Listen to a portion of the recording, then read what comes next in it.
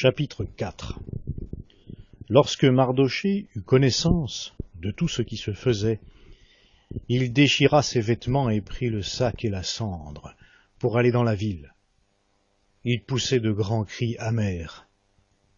Il parvint ainsi vis-à-vis de la conciergerie royale, car il était impossible de pénétrer dans la conciergerie royale habillé d'un sac. Dans chaque province, partout où parvenaient l'ordre et l'édit du roi, il y eut un grand deuil chez les Juifs. Ils jeûnaient, pleuraient et se lamentaient. Beaucoup se couchaient sur le sac et la cendre. Les jeunes servantes d'Esther et ses eunuques vinrent le lui rapporter, et la reine en fut toute bouleversée. Elle envoya des vêtements pour en habiller Mardochée à la place du sac qu'il avait sur lui, mais il n'accepta pas. Alors Esther appela Hattak, l'un des eunuques que le roi avait commis à son service. Elle lui donna des ordres au sujet de Mardochée pour savoir de quoi il s'agissait et quelle en était la raison. Hattak sortit vers Mardochée sur la place de la ville, vis-à-vis de la conciergerie royale. Mardochée lui rapporta tout ce qui lui arrivait, ainsi que le détail de l'argent que Haman avait promis de peser dans les coffres du roi pour qu'on fasse périr les Juifs. Il lui donna aussi une copie du texte de l'édit d'extermination qui avait été publié à Suse. Il la montrerait à Esther et lui ferait un rapport en lui ordonnant d'aller chez le roi pour demander grâce et l'implorer en faveur de son peuple. Hattak vint rapporter à Esther les paroles de Mardochée.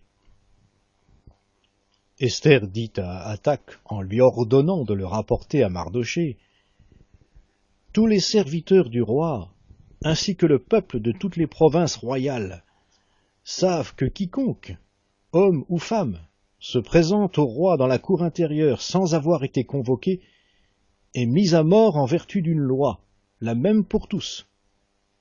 Seul peut rester en vie celui à qui le roi tend son sceptre d'or.